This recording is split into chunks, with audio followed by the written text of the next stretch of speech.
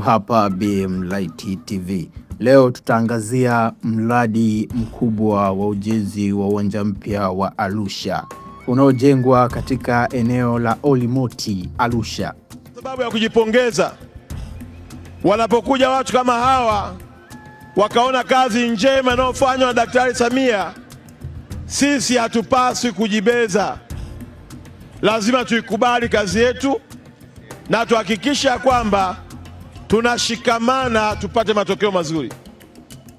Ikiwa ni sehemu ya maandalizi ya Tanzania kuandaa michuano ya Kombe la Mataifa ya Afrika AFCON 2027 kwa ushirikiano na Kenya na Uganda. Jiwe la msingi la ujenzi wa uwanja huu liliwekwa mwezi Aprili mwaka 2024 na kazi za ujenzi zikaanza rasmi mara baada ya kusainiwa kwa mkataba na kampuni ya China Railway Construction Engineering Group maarufu kama CRCEG. Awali makadirio ya mradi yalikuwa shilingi bilioni 187. Hata hivyo, baada ya maboresho ya usanifu na kuzingatia viwango vya CAF na FIFA, thamani ya mkataba ilifikia takribani shilingi bilioni 338.5, sawa na ongezeko la asilimia 81 kutoka makadirio ya awali. Serikali imeeleza kuwa ongezeko hilo lilitokana na kuongeza miundombinu na huduma zitakazohitajika kwa mashindano ya kimataifa.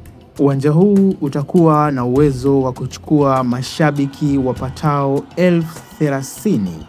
Pia utakuwa na uwanja wa mazoezi, vyumba vya kisasa vya wachezaji, sehemu ya waandishi wa habari, maegesho ya magari pamoja na miundombinu mingine inayokidhi viwango vya kimataifa. Kwa mujibu wa taarifa za hivi karibuni za serikali, mradi umefikia zaidi ya asilimia 80 ya utekelezaji, huku kazi za kuwezeka, kumalizia ndani ya jengo na kufunga vifaa mbalimbali zikiendelea. Serikali imeeleza kuwa mradi huo uko kwenye ratiba na unatarajiwa kukamilika kabla ya kuanza kwa AFCON 2027. Uwanja huu unatakiwa ukamilike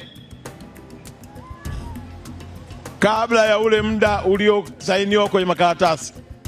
Mbali na kutumika kwa mashindano ya AFCON, uwanja huu unatarajiwa kuwa kitovu cha michezo, matamasha na matukio makubwa ya kimataifa.